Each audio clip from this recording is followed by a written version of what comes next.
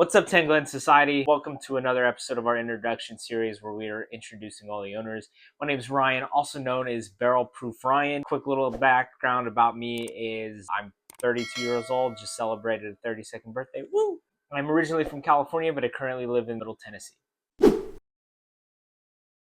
Funny thing, what actually got me into bourbon was actually moving to Tennessee. I've always been a big whiskey drinker. Not ashamed to admit it, but Crown on the Rocks was always my go-to drink when out drinking with friends. But if they didn't always have Crown, they'd be like, oh, I have these whiskeys. So it was like Bullet Rye, Bullet Bourbon, Knob Creek.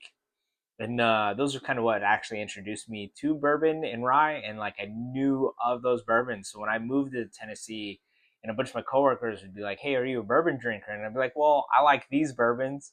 I was able to talk about it, but it was more of being here, and it seems to be a big part of the culture. And so getting around them, getting to try different ones. And part of my tism is whenever I find something I like, I dive headfirst into it. And that's how I've amassed a collection of a little over 200 bottles. That one's kind of tough.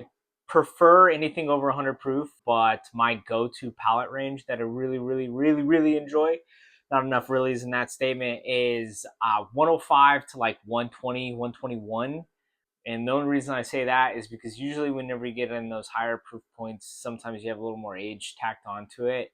And I like those flavors that come from that slightly higher proof. You get a little bit of that hug, but you get to taste more flavor from the barrel. So that's what I personally really enjoy about bourbon. Some of those lower proof stuff, it's usually younger because it's small batch and they try to proof it down just to make it sellable. I'm not saying it's bad because there is some smaller proof stuff that I really enjoy, but I like that age statement that comes along with that higher proof point.